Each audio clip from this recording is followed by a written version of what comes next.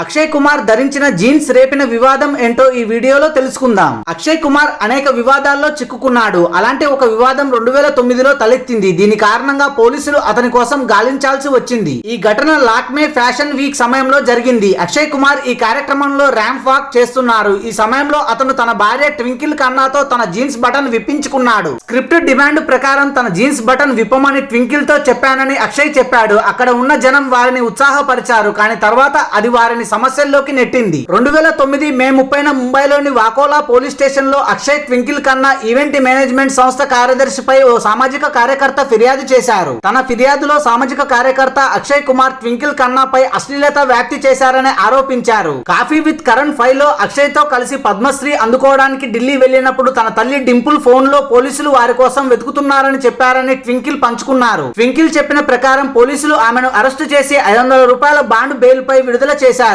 అయితే లాయర్ ఏదో విధంగా క్లీన్ చిట్ పొందగలిగాడు. వివాదం తీవ్ర రూపం దాల్చిన తర్వాత అక్షయ్ కుమార్ ట్వింకిల్ ఖన్నా ప్రజలకు క్షమాపణలు చెప్పారు. ట్వింకిల్ తన మిసెస్ ఫన్నీ బోన్స్ పుస్తకంలో ఈ సంఘటనను ప్రస్తావించారు. Thanks for watching this video. For more interesting videos please do subscribe.